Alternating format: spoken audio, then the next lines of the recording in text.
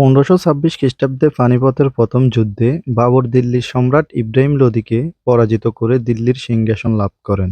ভারতের বাইরে মুসলিম সম্রাটগণ বহুবার ভারতের বিভিন্ন অংশে অভিযান চালিয়ে বহু ধন সম্পদ হস্তগত করে আবার স্বদেশে ফিরে গিয়েছেন। কিন্তু সম্রাট বাবর এর ব্যতিক্রম ছিলেন।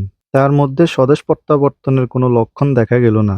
রাজা সংগ্রাম সিংহ রীতিমতো চিন্তিত হয়ে পড়ল। সে বাবরকে বেশি শক্তিশালী হতে আর সময় দিতে চাইল না। তাই সে বাবরের বিরুদ্ধে যুদ্ধ ঘোষণা করল। যুদ্ধে সংগ্রাম সিংহ পরাজিত ও নিহত হল।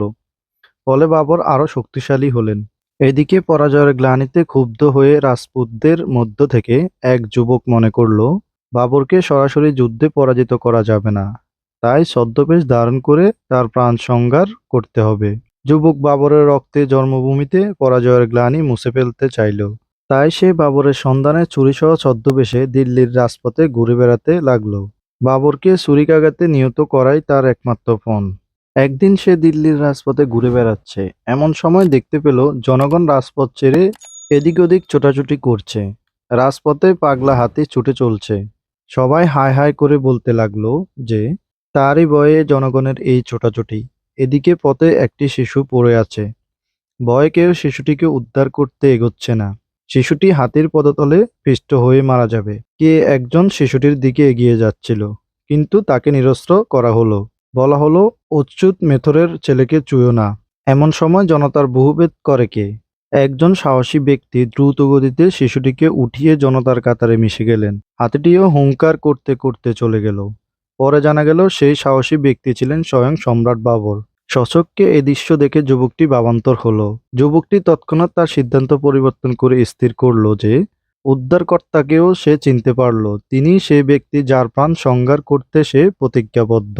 সে বাবরের কাছে তার পরিচয় দিয়ে দিল্লির রাজপথে তার ঘুরে বেড়ানোর উদ্দেশ্য ব্যক্ত করবে।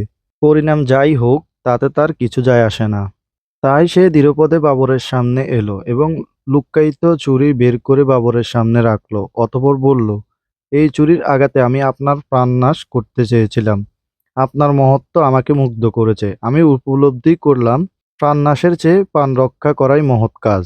বাবর যুবককে বুকে টেনে নিলেন এবং তাকে তার দেহরক্ষী হিসেবে নিয়োজিত করলেন। এই গল্পটির মাধ্যমে আমাদের যে শিক্ষা নিতে হবে, মহত্ব নিজেই এমন একটি মহৎ গুণ যা মহৎ ব্যক্তিদের সংস্পর্শে আসা ব্যক্তিদেরকেও মহৎ করে তোলে।